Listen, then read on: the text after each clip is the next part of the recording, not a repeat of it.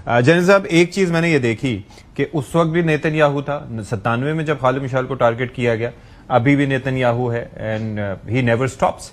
अब हुआ ये है इसका नतीजा कि एहतजाजन कतर जो है वो सालिसी से पीछे हट गया। तो ये कौन बेनिफिशियरी है इसका? जी देखिए ना, सबसे पहले मैंने पहले फिक्रे में ये कहा था कि सबसे बड़ा जो हमला हुआ है वो अमन पे हुआ है, पीस पे हुआ है।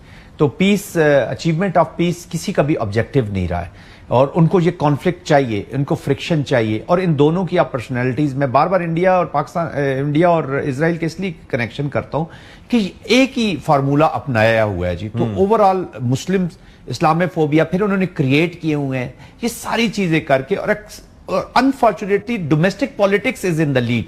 डोमेस्टिक पॉलिटिक्स जो होती है ना, देखिए ना अभी ये लोग वो लोग हैं जो तीसरी दफा ये वजीर आजम बने हैं। जब आप लीडर होते हैं ना जी, तो आप पूरे रीजन के लिए एक पॉलिसी लेकर चलते हैं। आप तीसरी टर्म में आए होते हैं, आप उसको लेकर आगे बढ़ रहे होते हैं। लेकिन यहां पे डिटेरिएशन है, वर्ष से वर्ष शक्ल आपकी सामने आ रही है। तो ये डोमेस्टिक पॉलिटिकल एजेंडाज हैं, डोमेस्टिक अपने लेजिटिमेसी देनी है, उसको ये परसू कर रहे हैं। But at the back of the mind let there be no doubt, खासतौर पे अरब वर्ल्ड को तो किसी को शक नहीं होना चाहिए कि ये जो ग्रेटर इजराइल है दैट इज ऑन। और अब इसके बाद ये देखें, जब इनको ये टेक आउट कर देंगे तो फिर अभी तो डायरेक्शनल जा रहा है इजराइल कि जहां पे उसको दुश्मन मिलता है, कभी ईरान चला जाता है, कभी लेबनान चला जाता है, कभी सीरिया चला जाता है, यमन के वो तरफ चला।